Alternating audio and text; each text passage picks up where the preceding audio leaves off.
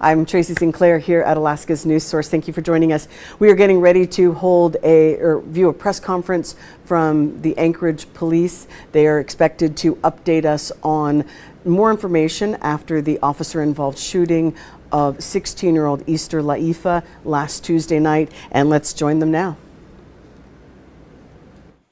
Good afternoon. We called this press conference to talk about the incident that occurred last week, the officer-involved shooting, give you a status of the criminal investigation, and to talk about steps moving forward. On August 13th at about 11:31 p.m., 911 dispatch received a call from an adult female that said her and her sister were involved in a disturbance where her sister was threatening to stab her with a knife. That sister was identified as 16 years old, or she was 16 years old, and the argument was over the older sister not doing what the younger sister wanted her to do. The caller let us know that her sister had left the apartment and gave us a brief description of what she looked like, what she was wearing. When officers arrived on scene, that's the information they had to go on, was a disturbance involving a knife.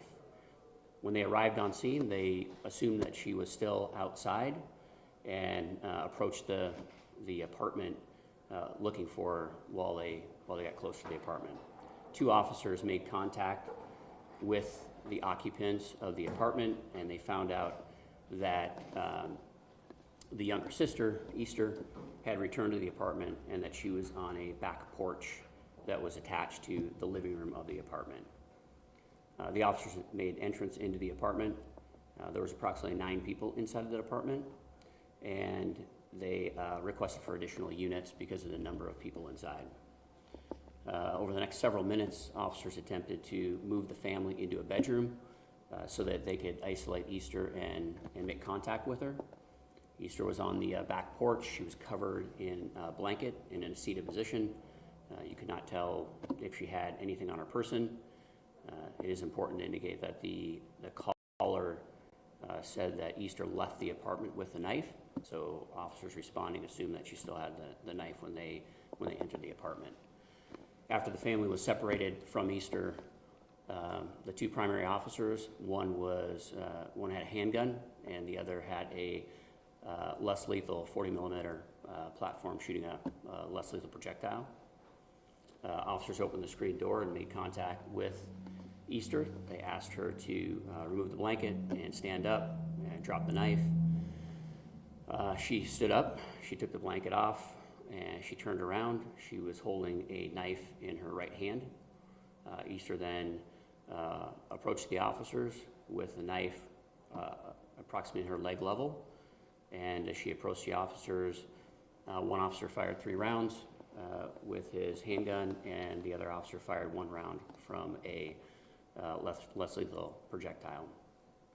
Officers then attempted life-saving efforts until AFD arrived and transported Easter to a local hospital. The criminal investigative process, I want to kind of move into that and explain what that looks like. After an officer-involved shooting, we immediately start a criminal investigation, just like any other type of criminal investigation where there's a death. We have crime scene respond to the scene. They collect evidence, they locate witnesses, and witness officers come to the station. Witnesses that are not officers are also transported to the station, and the involved officers are brought to the station. All of our officers, whether they're witness or involved, are separated, and the officer generally provides a voluntary statement in a criminal investigation. Usually that happens sometime between 24 and 72 hours after the incident. The officer at this point in time is just like any other person that's being investigated for a crime where they don't have to provide a statement legally if they don't want to. But as I say, in almost every case, our officers give a voluntary statement. The witness officers, just like the witnesses that are non-officers, are interviewed by detectives.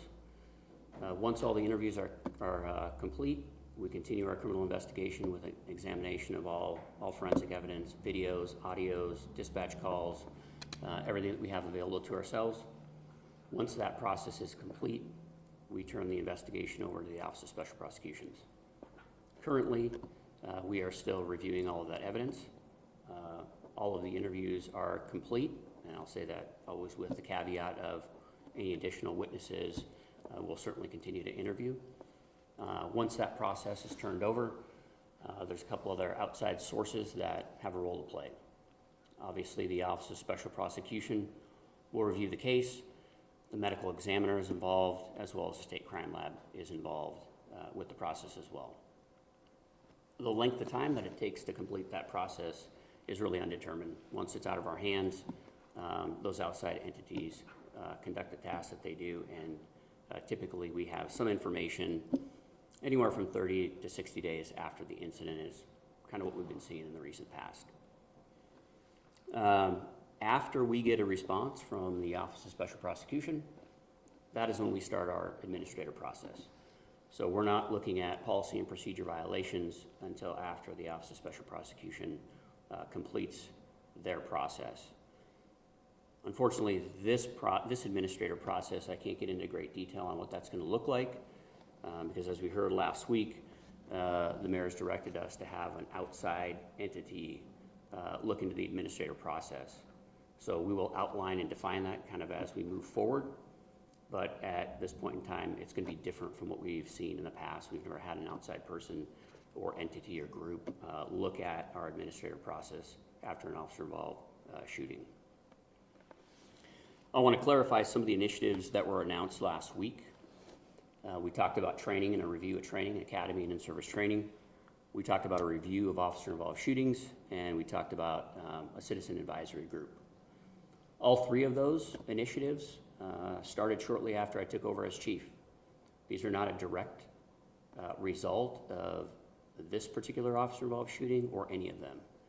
These are areas that we should always be reviewing, making sure that our policies, procedure, our training are up to standard and up to common police practices around the country, make sure that we have the latest technology. So we will continue those processes. Last week, the mayor added an additional step with those reviews as well. We will also have an outside entity that will come in and take a look at those processes as we were doing it internally and also provide recommendations. So we'll have our perspective as well as an outside third-party perspective. Before I turn it over for a few questions, I just want to say that these past several days have indicated how important it is to move forward as a community. I've met with a lot of community members since I've taken over as chief in July. And I know now more than ever that as a community we can find some solutions that we're looking for together. In every corner of this community there are good people that support the police department and good people that want to help the police department provide the best possible services that we can. I appreciate willingness of our community members to provide good feedback as well as feedback that can help us improve. I love this department. I love this department because I love the people that serve every day. They have hard jobs to do, and I place extremely high expectations on them because I know what they're capable of. I'm your chief, and these are your officers.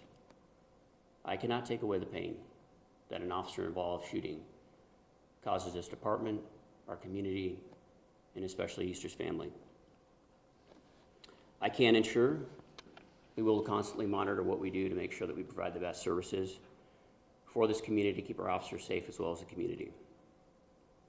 I do not expect those that are hurt, those that are angry, scared and skeptical to change their view today because of what I said today or what we said last week. It is my job to make changes to make sure that we provide the best service with the best technology and the best training and the best policies that govern what we do. I want to thank officers for the great job that they do and say how grateful I am to the Polynesian community for starting the peaceful healing process. I'll take questions. Yes, Johnson. Yeah, with the, do we know if Officer Roman fired first, and is it not standard procedure to release an officer's name if it involves, as you said, a less lethal projectile? At this time, what we can tell is the shots between the handgun and the less lethal projectile are pretty much at the same time. Yes, Des. I'm sorry, what? What kind of knife was involved? The question is what type of knife was involved. It appears to be about the size of a steak knife, would be kind of a best description I can give. Yes, Wesley? So I wanted to clarify, so the interviews that officers have been doing since the shooting, have those just been with the third party, or there's also been with APD? So the question is, the interviews that the officers have given so far, have that been with a third party, just with APD? So there is no third party involved at this moment. All of the interviews have been the criminal investigation, and so all of those interviews have been with homicide detectives. The third party, that is going to be involved in the administrative investigation. That investigation will start after we get a response from the Office of Special Prosecution. And again, to follow up, is there any indication that Easter Leafa had threatened any officers with the knife, or can you describe a little bit what happened between her standing with the knife and officers opening fire? I mean, I think we'll wait until later when there's a video release so that you can kind of see. I mean, the best description I can give is that Easter had the knife in her right hand. She had it a little higher than leg height as she walked towards the officers in a confined space. Yes, sir. Just to follow up on that, you said it was a little bit above the leg. Was the knife pointing out or was it down? Again, I'll instead of getting exact as to what it is, you'll see the video and you'll be able to see exactly what it looks like. We have time for one more. The officer involved, are they back on the job now, or have circumstances changed? The question is, are the officers involved back on the street? I will not comment on where the officers are and in terms of what their status is, because there are many different reasons as to why they may or may not be on the street right now, and some of those just aren't things that we disclose.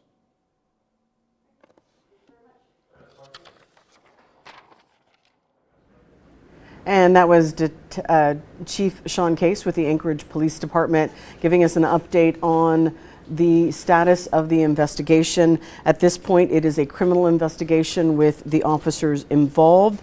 They are reviewing evidence. Interviews, he said, have been completed, and the Office of Special Prosecutions will be taking that over. And that is, he said, typically that response has been about 30 to 60 days. After that, that begins the administration investigation. That's not until after the Office of Special Prosecutions, and that will include an outside entity.